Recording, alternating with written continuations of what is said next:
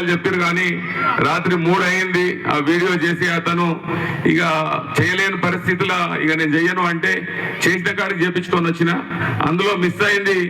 దుర్గా ప్రసాద్ గారు చెప్పారు నాకు, ఈ చెరువు కట్ట 2004 సంవత్సరంలో చెరువు కట్ట లేదుండే. 2004లో అప్పుడు ఉన్నటువంటి ప్రభుత్వం ఈ చెరువు చుట్టూ నెదర్లాండ్ ఫండ్స్ తోటి బండి ఏర్పాటు చేసినందుకే ఈరోజు 108 ఎకరాల చెరువు మనకు మిగిలింది. లేకపోయి ఉంటే కూడా నిజంగా కూడా హైదరాబాద్ లో చాలా చెరువులు కబ్జాలకు గురైనాయి. కానీ మన హెచ్ఎంటి నగర్ చెరువు ఎక్కడ కూడా పెద్దగా కబ్జాలకు గురి కాలేదు. అంటే ఆ రోజు ఉన్నటువంటి ఆ ప్రభుత్వము, దుర్గాప్రసాద్ గారు చెప్పిండ్రు, డాక్టర్ గారు, ఆ రోజు ప్రభుత్వం చుట్టూ బండి వేయడం వల్లనే ఈ సాధ్యమైందని చెప్పిండ్రు.